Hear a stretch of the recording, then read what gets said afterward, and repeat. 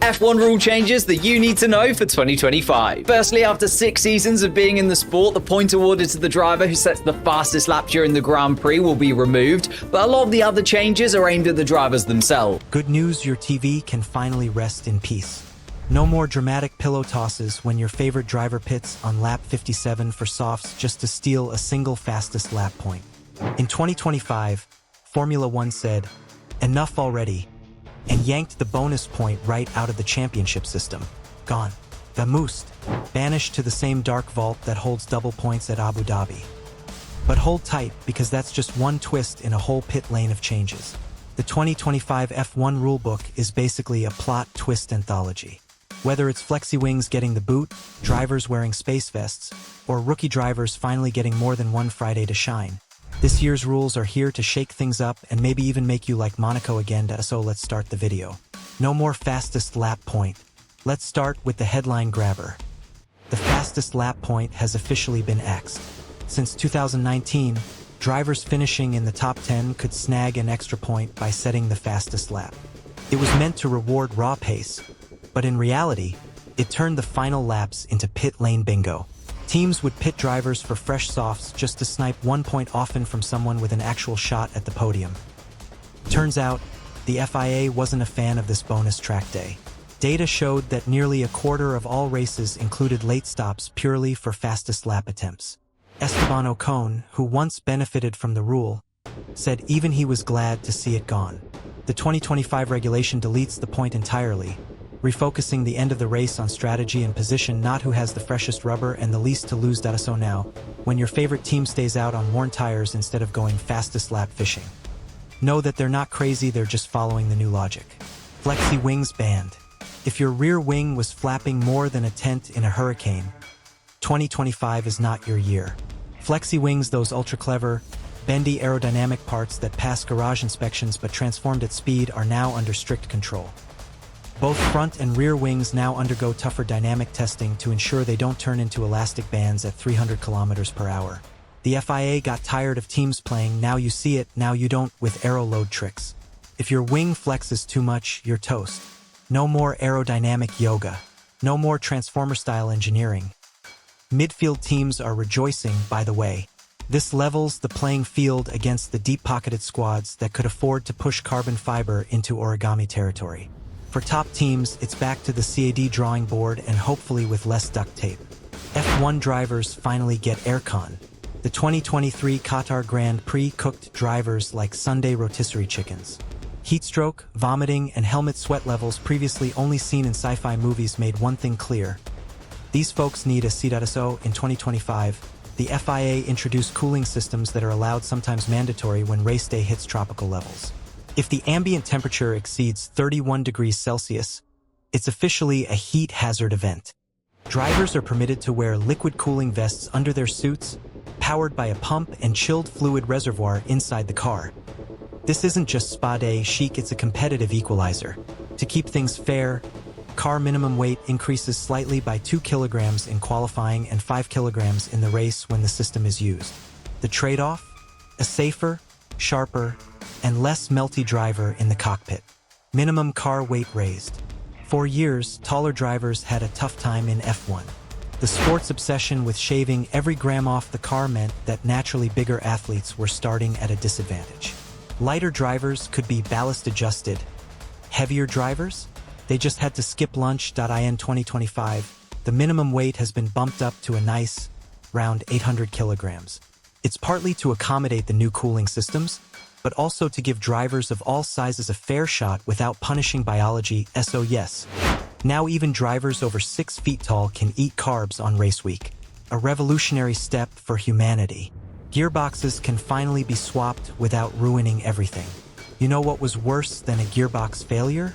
The 5-place grid penalty that followed it. Mechanics would spend all week patching up an unreliable unit, only for a driver to be sent to the back of the grid for daring to use something functional. Well, no more.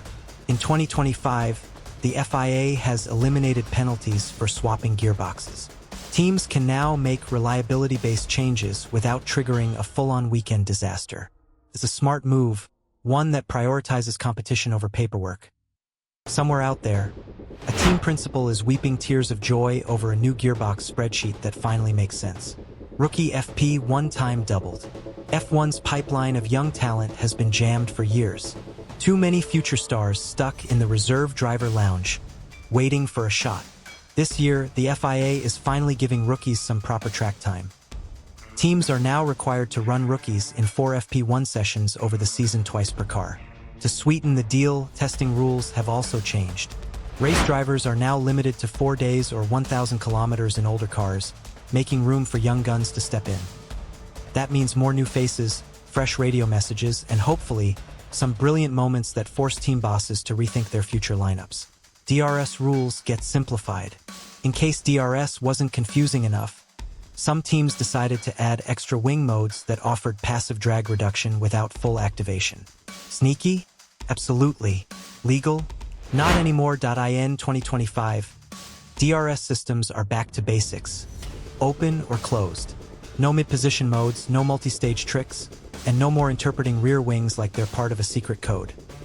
This won't impact most fans directly, but for the engineers who thought they cracked the matrix, it's a brutal return to reality. Qualifying red flags fixed.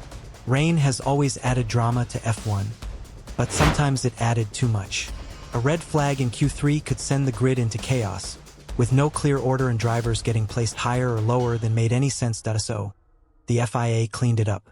If Q3 is interrupted and can't resume, Q2 times will now set the grid.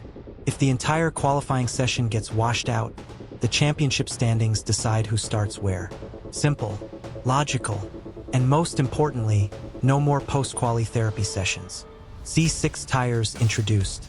Just when you thought Pirelli couldn't go any softer, they introduced the C6, the most delicate, grip-happy tire in the sport's history. It's made for low-grip tracks like Monaco and Singapore, where traction matters more than longevity. The C6 will give teams new strategic options and engineers new reasons to panic.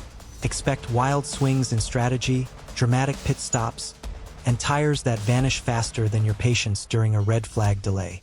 End-of-season testing. After the final race of the year, teams will roll out Mule Cars' modified 2025 chassis built to test 2026 spec tires. This gives teams and tire supplier Pirelli time to collect real data before the next big regulation overhaul. It's a rare peek into the future of F1, with next-gen development happening live. For fans, it's like getting the trailer before the blockbuster. For engineers, it's the warm-up act to a full-blown winter crunch. Pittsburgh lane starts and safety car rejoins get rulebook love. Even pit lane starts got a glow-up.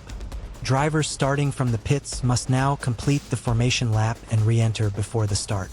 And if a driver rejoins the race during a safety car period, they'll have to follow tighter guidelines to prevent leapfrogging the field. It's not headline-grabbing stuff, but it brings consistency, fairness, and fewer gray areas. In a sport where a single second matters, clean rules matter more than ever. The 2025 Formula One season isn't just a cosmetic adjustment. It's a full-on system refresh. The fastest lap point is gone, aero trickery is capped, cooling systems protect drivers, and rookies are finally allowed to play in the big sandbox. These changes don't just tweak the way teams race, they reshape how the season unfolds.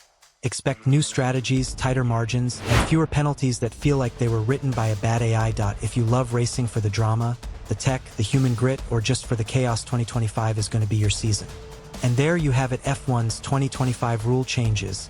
Decoded, dissected, and slightly roasted. If this video helped you understand why your favorite driver can finally keep his tires on for all 58 laps, give it a thumbs up like you just nailed a perfect pit stop. Don't forget to subscribe for more racing breakdowns, hot takes, and the kind of analysis that makes you the smartest person in the group chat.